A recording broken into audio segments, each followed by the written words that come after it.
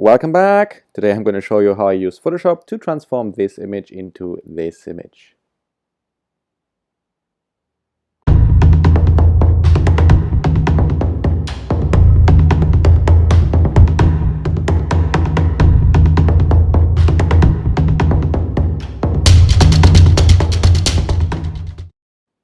Okay, so the first thing I want to do is I want to change the greens. I mean, the image itself is not that bad, but the greens are a little bit, well, not too green really. So the first thing I'm going to do, I'm going to copy that layer by hitting Command and J, which is going to do exactly that. At least it should do. Now here we go. And once I have done that, I'm going to create a hue and saturation layer. Okay, once I have that, I want to just work on the greens, but the greens are not super green. We're going to try. Let's go to greens, just right here, and crank up saturation and hue, just to see where we are actually working on. And now I have this little tiny thing down here, and if I move it to the left and to the right, you can see everything which becomes kind of crazy colory. That is the area we're actually working on. So now I'm going to just try to get all the greens selected, which could be something like maybe here. And I'm just going to move that tiny thing, which is like a feathery effect, just a bit back. Just going to do it more or less, but you obviously get the idea. So once I have the color selected, which I want, I'm just going to bring down the hue, bring down the saturation again, and then change the hue to a color I want. So I could, I don't know, make it red completely, which I don't want. Just going to choose a nice and kind of juicy green. And if it's too much, we can always bring it down later again. So for now, let's just go with something like that. And saturation maybe something like here. Go back. So before, not very green, and after, nice and juicy green. Now the next thing I want to do is I want to add more color. Green is a nice color in its own, obviously, but if there would be some red, green and red, they go very well together. So let's try to do that. Let's do the same thing again at the hue saturation layer. And because I don't want to have the greens, I would like to have the, let's say, the plant parts, and especially some of these nice branches here and down here. The layer I'm going to go to this time is going to be the yellows. So let's go to yellows and do the same thing, up the saturation, up the hue, and let's select the area we want to work in. Now, as I mentioned this time, I don't want to really work too much in the greens. Let's just see how we can do that. I'm going to go here, and then let's feather out in that direction a little bit. So the moment I'm paying attention to the corner down here, it's like because I want to have these little plant parts to be reddish at least some of them, like the flowery hats and this kind of stuff. And now let's have a look up here. We may have to go inwards with that a bit, and followed by this, just like so. And we still have these heads selected. Okay, that's not bad. Let's just try it like that and see what happens. Now let's bring down the saturation and the hue again, and now let's change the hue to red. We have the building selected as well, but that's of no concern. We're going to do the adding of the color manually anyway. Okay, that doesn't, yeah, that's not bad. Let's pump that up a bit. All right, now let's do that. Now I don't want to have the castle red because it kind of looks weird. Well, maybe it's a princess castle, but anyway. So now let's add a layer mask by clicking on the layer mask symbol down here, hit Command and I, and now basically the changes we have made are hidden until I actually draw them in with a brush.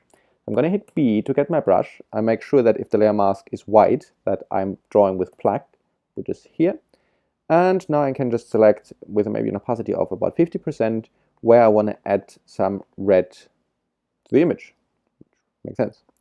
Now, I want to have it a bit here, a bit down here, and a bit down here, and there, and one not there. Well, we added maybe a bit here, and there. Let's make it a bit smaller, like that. All right, and just more red up here as well. Okay, okay, looks pretty neat. Okay. I think in the original processing I added a little bit more red down up here, but you know, whatever. Good, so that's the first step. The next step is the castle is far too bright. And an easy way to take care of that is just by using a simple curve adjustment, complete, like I'm sticking with in the RGB layer, and I just bring it down a little bit, just like a so maybe. And again, I don't want that to be everywhere because I don't want to lose the light in the plants. So let's just do the same thing again. We're going to go for a layer mask, and we're going to invert what we have just done, Command I for invert, and then we're going to choose our brush, make it nice and big, opacity 50%, then we're just going to draw basically parts of the castle a bit more dark. Like here and there, maybe a bit over here as well. I'm doing that very fast. Normally you take your time for these kind of things. Okay, and as well here the middle part, and here and there. So okay, bam, stuff like that. Okay, now that's a good thing. Okay, so the next part will be the sky. So the best way to work on the sky is just to replace it, I think, in this instance.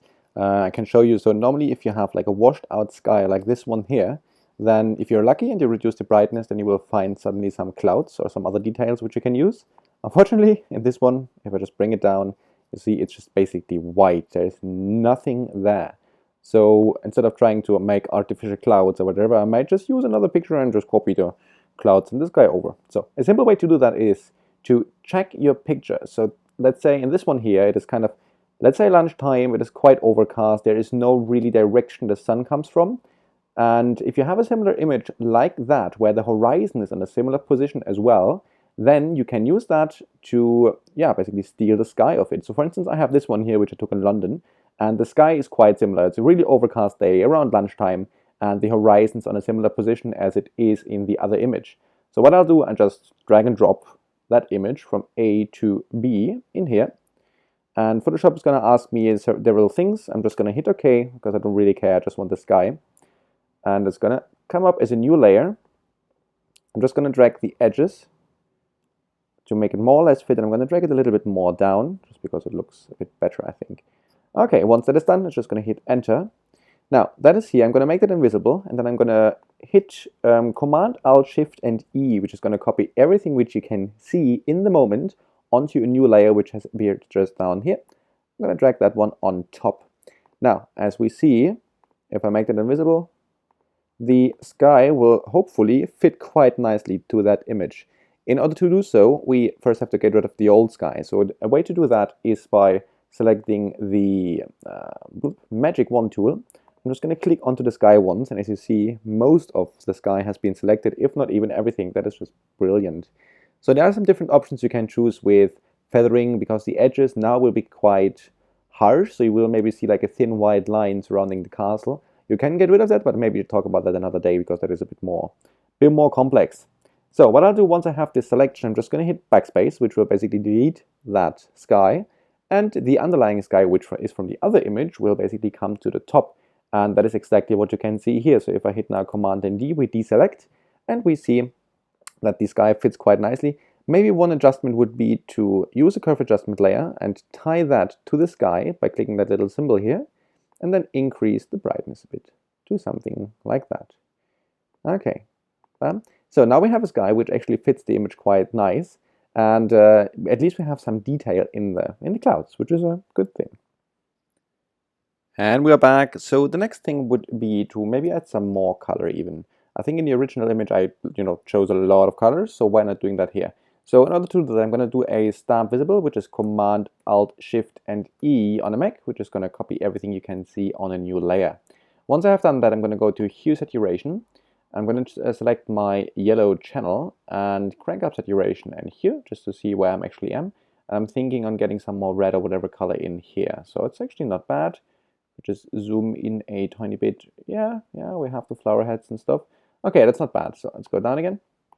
Okay, let's shift that a bit into this direction. Get a bit more red, something like that, and shift this here. Okay, well that's not bad. I like that.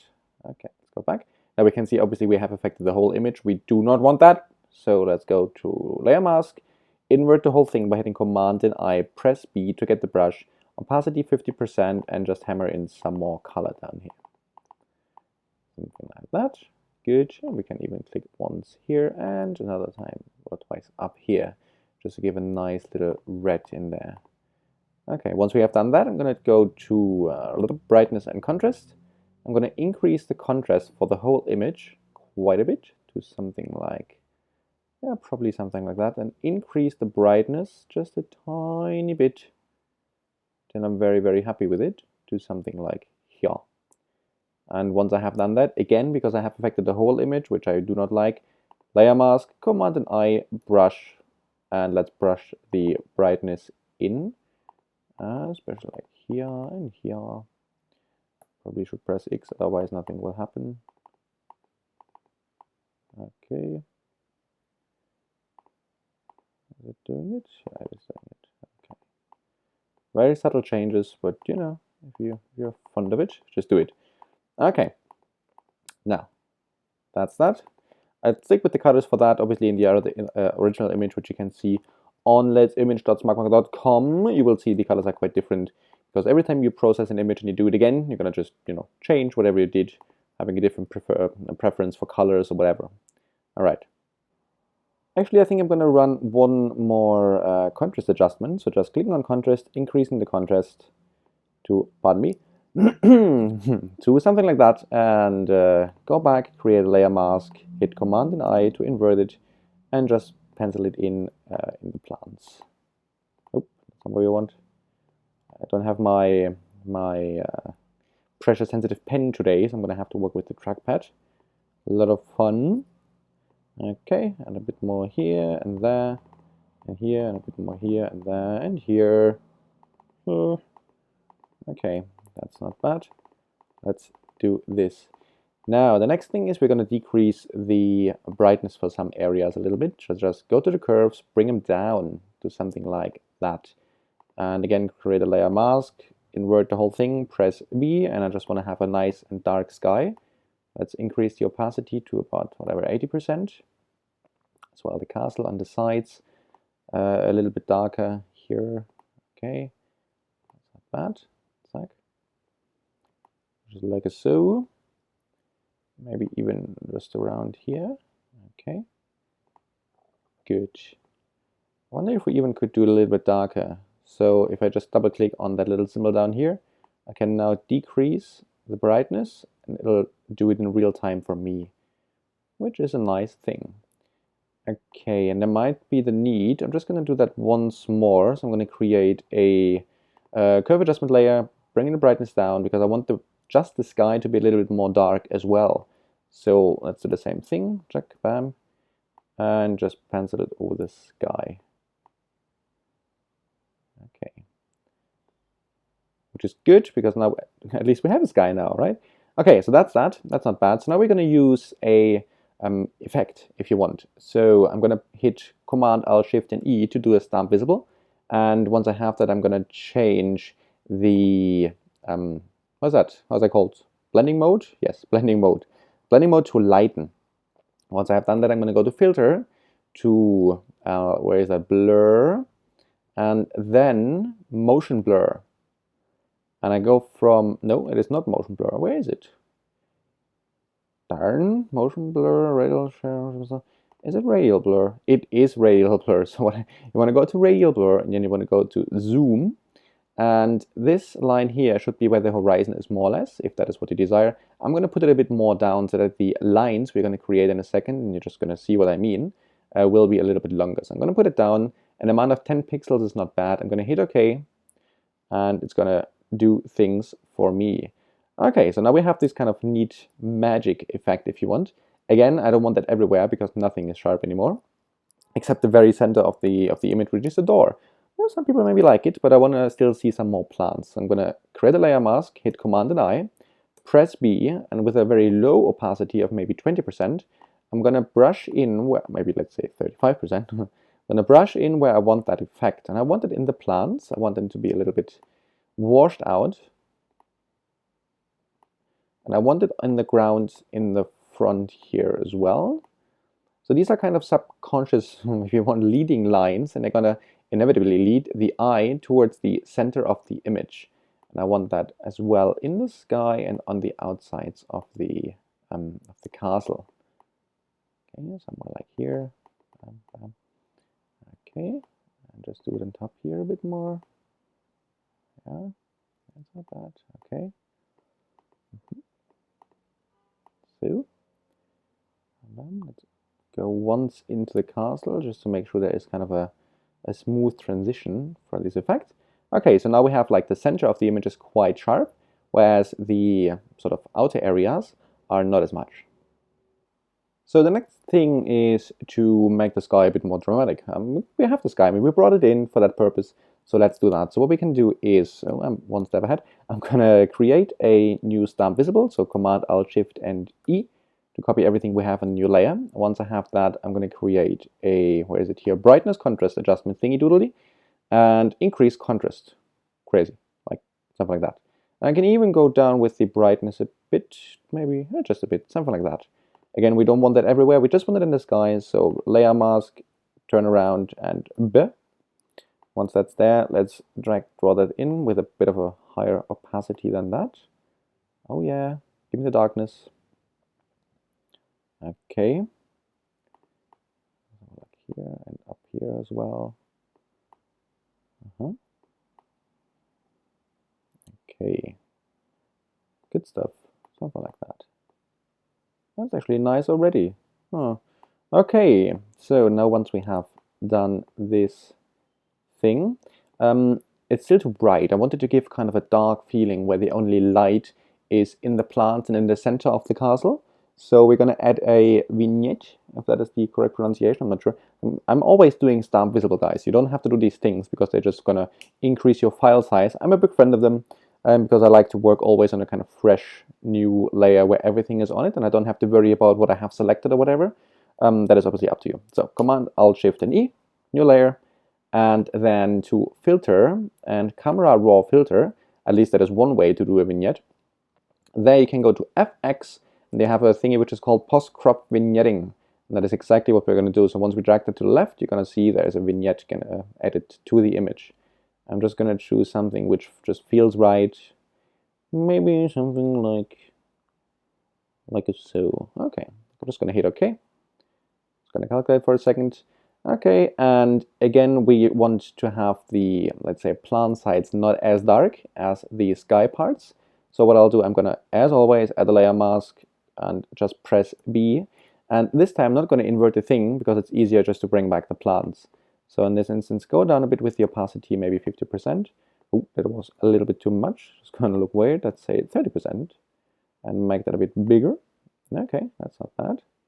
Ooh, Photoshop's doing weird stuff. And maybe up here, we're just going to go with, say, 20% or something like that. Just to kind of bring back a little of the brightness here. And I really like this thing up here. So I want that actually quite bright. Can we get it any brighter? Not really. Okay. Or we could. It's additional work. Okay, so now we have kind of a dramatic image, which is not that bad.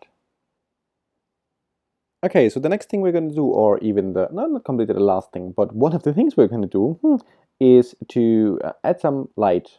And I mean like a light change, not per se light.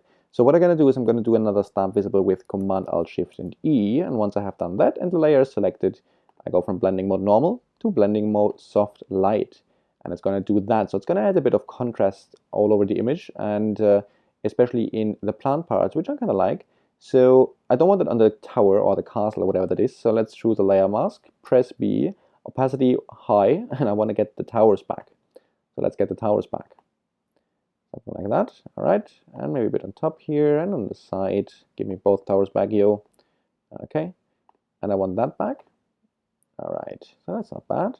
And maybe I go down with the opacity to, say, somewhere like 40%. I'm going to get a bit of the normal plants back as well, somewhere like here especially. It's nice to have a bit of an eye catcher with light, bright color. Okay, that's that. So there are now several other things I did, which I don't have to show you because I have shown you this stuff before. One thing just to note, I mentioned at the beginning that when you cut out the sky, there are different techniques with which basically you can make a perfect selection. So now I just use the magic wand tool just because it's fast, but obviously it's not perfect because you can see there is like a tiny residual from the other sky, like a white line just around the castle. And then we have some chromatic aberration here, and what else? Oh yeah, and of course the perspective is off. So if I just go like a so, you see it doesn't seem completely right. There is something where something with the levels not completely right. I don't know, there's just something. So what you can do is just, you know, do a stamp visible, for example, and you go to edit and you go to free transform, and that allows you to, you know, drag and drop parts of the image around, and you can mess around a little bit if you want to try. Then sharpening would be another thing I would do. I have shown that on my on the website as well. So just have a look there. And other than that, was there anything else I did? Oh, yeah, I removed noise. Did I mention already? Well, if I didn't, I removed the noise, and that is it. So that's how I went from, where is it, down here, this one, to up here. There you go. Okay guys, here we go with the final image. Some people are not the biggest friends of, you know, making something real like a castle, which was obviously real in the original image, to something more abstract and more fantasy-like I did here. However, I like it, I'm loving it. I could never stop, you know. Thank you very much for watching. If you liked the video, please don't forget to smash that like button, and stay tuned for more. Thanks guys. And don't forget to follow me on Twitter at @let'simage. I'll see you the next time. Bye bye.